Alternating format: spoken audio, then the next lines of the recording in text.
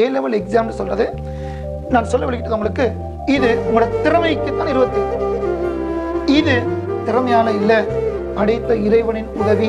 Exam ஹோல உங்களுக்கு இறங்குது right, அதுக்கு மார்க் பண்ணு, இதுக்கு மார்க் பண்ணு. இது உங்களோட அறிவுக்குரியதல்ல, இறை உதவி, இறையாளர். இது இது இறையாளர். பாருங்கள், இவருக்கு திறமையால 19, திறமையால 27, அவருக்கு 19. ஆனா முடிவு என்ன? அவர் தான் கூட.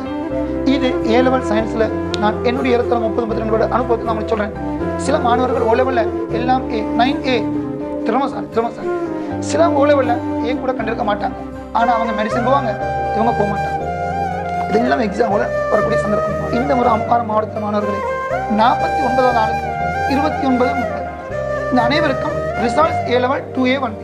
ஆனா மெடிசன் இல்லை.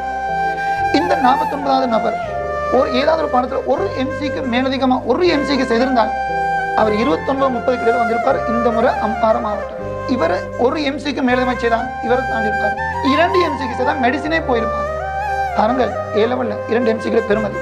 அப்படி என்றால் இந்த 40 எம்சிக்கு 35 4 எம்சிக்களை பெருமதி என்னன்னு பாருங்கள்.